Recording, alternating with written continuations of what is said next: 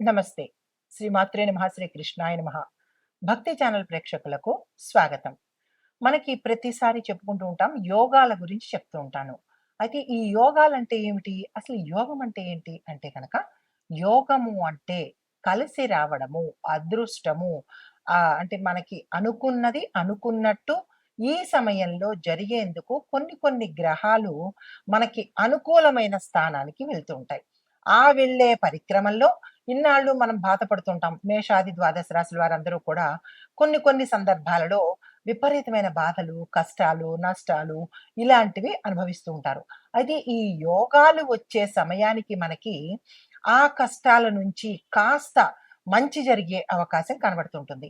అయితే ఇవి ఏ ఏ గ్రహాలు కలిస్తే మనకి మంచి జరుగుతుంది అంటే కొన్ని కొన్ని మంచి శుభగ్రహాలు కనుక కలిస్తే మనకి విశేషమైన అన్‌ఎక్స్‌పెక్టెడ్‌గా మంచి జరిగే అవకాశం కనబడుతుంది. ఇన్నాళ్ళు మనం బాధలో ఉన్నా లేదంటే నిరాశ, నైరాశ్యము, నిస్పృహలో ఉన్నప్పుడు ఈ యోగాల యొక్క అంటే ఈ యొక్క గ్రహాల కలయికతో మనకి మంచి జరిగే అవకాశాలు ఎక్కువ శాతం ఉంటాయి. అందుకే మనం ప్రతిసారి దేనికైనా అంటుంటారు పెద్దలు, యోగం ఉండాలి, యోగం ఉండాలి అంటే.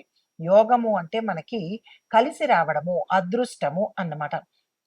అయితే ఇప్పుడు మనకి ఆగస్టు 5వ తారీఖు నుంచి అంటే మనకి జూలై నెలలో 16వ తారీఖు నుంచి మళ్ళా మనకి 17వ తారీఖు వరకు అంటే ఆగస్టు 17వ తారీఖు వరకు గురు ఆదిత్య యోగం కలుస్తోంది. దాని తర్వాత గురువు తర్వాత మనకి బుధుడు ఆదిత్యుడితో అనగా రవిగ్రహము, బుధ గ్రహము 2 కలిసి మరింత విశేషమైనటువంటి మంచి ఫలితాలను ఇవ్వబోతున్నాడు. అంటే ఈ సంవత్సరం 2026 ఓవరాల్‌గా చూసుకున్నట్టయితే చాలా అద్భుతంగానే మనకి మంచి మంచి యోగాలు వరుసగా వస్తున్నట్టుగా గోచరిస్తోంది పంచాంగం ప్రకారము. కానీ కొంతమంది ఏమంటారంటే, "నాకు కలిసి రాలేదు. నువ్వు చెప్పిందంతా వృధా" అని పండితులను విమర్శించడం చాలా అలవాటైపోయింది. ఇది మీ ఒక్కరి పేరు చెప్పో, లేతే పలానా వారి పేరు చెప్పో మీకు అద్భుతంగా ఉంటుంది అని చెప్పడం కాదు. పంచాంగం ప్రకారము చెప్పే మాటలు తప్ప ఎవరి సృష్టి కాదు, ఎవరు సొంత పైత్యము కాదు. ఈ విషయం ప్రేక్షకులు కొద్దిగా గమనించుకొని మంచి భావనతో వినే ప్రయత్నం చేయండి. జ్యోతిష పండితులను తోలనాడడం కానీ, అసభ్యమైనటువంటి మెసేజ్‌లు పెట్టడం కానీ, కామెంట్స్ పెట్టడం కానీ ఇలాంటివి మానుకుంటే ఈ యోగాలు మనకి ఇంకా ఎక్కువగా కలిసి వచ్చే అవకాశం ఉంటుంది. ఇష్టమైతే వినండి. లేదు అంటే కనుక ఆహ్, ఆపేసుకుంటే మంచిది. కానీ శాస్త్రాన్ని దుయ్యబట్టడం చేసినట్టయితే కనుక కొద్దిగా ఇబ్బందులు పడే ఎంత యోగాలు కలిసినప్పటికీ కూడా మనము ఇబ్బంది పాలయ్యే అవకాశం ఉంటుంది. కాబట్టి భక్తి ప్రేక్షకులు భక్తి మార్గంతోనే ఈ జ్యోతిష్యులు చెప్పినది ఏదైనా వినే ప్రయత్నం చేయండి. ఆచరించడం మీ ఇష్టము.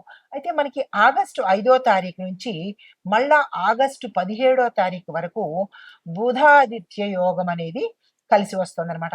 అంటే ఇందులో బుధుడు, రవి ఈ ఇద్దరూ కూడా మనకి ఒకే రాశిలో సంచారం చేస్తూ మిగిలిన రాశులకందరికీ కూడా వారి వారి యొక్క జన్మ కుండలిలో ఏ స్థానంలో అయితే వీళ్ళు కలుస్తున్నారో ఆ స్థానము అద్భుతంగా ఉండేందుకు జరుగుతుందనమాట. అయితే ఇక్కడ మనం ఏం చేస్తామంటే ఈ యొక్క బుధాదిత్య యోగంలో 12 రాశుల వాళ్ళకి ఏ ఏ రంగంలో ఎలా ఉండబోతోంది అని నేను ప్రతిసారి చెప్పినప్పుడు ఉద్యోగము, వ్యాపారము, రాజకీయము, వ్యవసాయము, వాతావరణము ఇలా ప్రతి ఒక్కళ్ళకి కూడా నేను టచ్ చేస్తూ ఎవరెవరికి ఎలా ఉండబోతోందో అనేది సవివరంగా నేను మీకు తెలియచేసుకుంటున్నాను. అదే పరిక్రమంలో ఈసారి బుధాదిత్య యోగంలో 12 రాశుల వాళ్ళకి అందులోనూ విద్యార్థుల దగ్గర నుంచి ప్రతి ఒక్కళ్ళకు, స్త్రీలకు అందరికీ కూడా నేను ఒక్కొక్కటి వివరంగా చెప్తాను. చాలా మందికి పురుషులకేనా జాతకము అని అనుకుంటారు. తప్పు. అంటే మనము జెండర్ లేకుండా చెప్తారు. ఇప్పుడు మనకి పంచాంగంలో కూడా స్త్రీలు, పురుషులు అనేది ప్రస్తావన ఉన్నప్పటికీ సామాన్యంగా ఆ రాశిలో ఉండే ప్రతి ఒక్కళ్ళకి అన్నీ అన్వయించబడతాయి అనేది చెప్పదగినటువంటి విషయం అనమాట. అయితే ఇప్పుడు మనము మేషాది ద్వాదశ రాశుల వారికి ఈ బుధాదిత్య యోగంలో ఈ పీరియడ్‌లో ఎలా ఉండబోతోంది? ఎవరెవరికి మంచి జరగబోతోంది? అనే అంశాలు మీకు ప్రతి ఒక్కటి సవినయంగా, సవివరంగా తెలియచేసుకుంటాను. తదుపరి రాశి మిథున రాశి. ఈ మిథున రాశి వారికి బుధాదిత్య యోగంలో ఎలా ఉండబోతోందంటే, ఈ సూర్యుడు, బుధుడు కలయిక వల్ల మేధస్సు, కమ్యూనికేషను, వ్యాపారంలో చాతుర్యము అంటే మెలకువలు, దీంతో పాటు కొత్త కొత్త ఆలోచనలేవైనా చేసినట్టయితే అవి బలంగా ముందుకు తీసుకెళ్ళే అవకాశం కనబడుతోంది. దీంతో పాటుగా మీకు మాట, తెలివి, ప్రణాళికలు ఈ అంటే ప్లాన్సు, మీ కమ్యూనికేషను, మీ మాట, మీ యొక్క తెలివి, ఇంటెలిజెన్సు ఇవన్నీ ఉపయోగించుకుంటే కనక సత్వరంగా ఫాస్ట్‌గా మీరున్న రంగంలో ముందుకు వెళ్ళే అవకాశాలు కనబడుతోంది. కొత్త పరిచయాలు, ఒప్పందాలు, ప్రయాణాలు ముఖ్య పాత్ర పోషించవచ్చు. అంటే మీరు చెయ్యవలసిన పని చే అవకాశం వస్తుందనమాట. అయితే మరి దేశ ఆర్థిక, రాజకీయ, రక్షణ, న్యాయ, వాతావరణ పరిస్థితులు చూసినట్టయితే ఆర్థిక రంగంలో టెక్నాలజీ, కమ్యూనికేషను, డిజిటల్ రంగాలలో అభివృద్ధి చెందే అవకాశాలు ఎక్కువ శాతం కనబడుతున్నాయి. రాజకీయ సమాచారము, మీడియా, ప్రచార వ్యవస్థలు కీలకంగా మారే అవకాశం ఎక్కువ శాతం కనబడుతోంది. రక్షణ రంగంలో సాంకేతిక పరిజ్ఞానంతో పాటు గూఢచార వ్యవస్థలు కూడా పెరిగేందుకు అవకాశము, దీంతో పాటుగా కమ్యూనికేషన్ వ్యవస్థలకు ప్రాధాన్యం పెరిగే అవకాశాలున్నాయి. న్యాయ రంగంలో చూసినట్టయితే గనక సమాచార ఒప్పందాలు, వ్యాపార చట్టాలకు సంబంధించిన అంశాలు చర్చకు గురి కావచ్చు. ప్రజలలో కొంత ఇబ్బందికరమైన విప్లవ ధోరణి రావచ్చు. ఆ అంశాలు కొంచెం ఇబ్బందికరంగా ఉండేందుకు సూచన కనబడుతోంది. వాతావరణ మార్పులు చూసినట్టయితే గనక వాతావరణ మార్పుల వల్ల ప్రయాణాలు, రవాణా రంగం మీద అంటే మనకి వాతావరణం అనుకూలంగా లేకపోతే ప్రయాణాలు ఇబ్బందవ్వడము, రవాణా రంగము, ట్రాన్స్‌పోర్ట్ రంగము ఇబ్బంది పడేటట్టుగా ప్రభావం కనబడుతోంది. అయితే మిథున రాశి వారికి ఇందులో ఉండే విద్యార్థులకు ప్రత్యేకంగా బుద్ధిశక్తి, జ్ఞాపక శక్తి ఈ 2 పెరిగేందుకు అవకాశం ఉంది. భాష, రచన, మీడియా, కంప్యూటర్ సైన్స్, మేనేజ్‌మెంటు ఈ రంగాలలో చదివే వారికి ఇది చాలా మంచి కాలము. పోటీ పరీక్షలు సిద్ధమయ్యే వారికి మరింత ఉత్సాహంతో ముందుకెళ్ళేందుకు అవకాశాలున్నాయి. విదేశీ విద్యకు ప్రయత్నం చేసేవారికి ఇది అద్భుతమైన సమయము. మీరు కొన్ని మంచి ఇండికేషన్స్ కూడా మీకు కనబడే అవకాశం ఉంది. అలాంటివేమైనా ఉంటే గనక ముందుకు వెళ్ళే ప్రయత్నం చేసుకోండి. అయితే మీకు చెప్పదగిన జాగ్రత్తలేంటంటే, ఒకేసారి అనేక విషయాల మీద దృష్టి పెట్టి గందరగోళానికి గురి అవ్వద్దు. అంటే మల్టీ టాస్కింగ్ అంటారు గదా! ఇలాంటి వాటి మీద దృష్టి పెట్టొద్దు. మీరేదనుకుంటారో దాని మీదే దృష్టి పెట్టే ప్రయత్నం చేసుకోండి. ఉద్యోగస్తులకు చూసినట్టయితే గనక మీ యొక్క ప్రతిభ ప్రదర్శించేందుకు అవకాశం కనబడుతోంది. కమ్యూనికేషన్ స్కిల్స్ వల్ల మంచి ఉన్నత స్థాయికి వెళ్ళేందుకు అవకాశాలున్నాయి. కొత్త ప్రాజెక్టులు, టీమ్ వర్కు, కొత్త బాధ్యతలు మీకు ఈ సమయంలో అందుబాటులోకొస్తాయి. ఉద్యోగంలో మార్పు కోరుకునే వారికి, ఇంటర్వ్యూల్లో వెళ్ళే వారికి అంటే వేరే ఉద్యోగంలో ఇంటర్వ్యూకెళ్ళే వారికి ఈ అద్భుత సమయాన్ని అస్సలు వృధా చేసుకోకండి. మీకు సక్సెస్ అయ్యే అవకాశాలున్నాయి. మరీ ముఖ్యంగా మీకు media, marketing, IT, banking, consultancy రంగాలలో ఉన్నవారికి చాలా అనుకూలత అనేది ఏర్పడబోతోంది. వ్యాపారస్తులకు చూసినట్టయితే కనుక కొత్త అవకాశాలు మీకు, కొత్త ఆలోచనలు, కొత్త అవకాశాలు మీకు లాభాలు తెచ్చిపెట్టే అవకాశం కనబడుతోంది.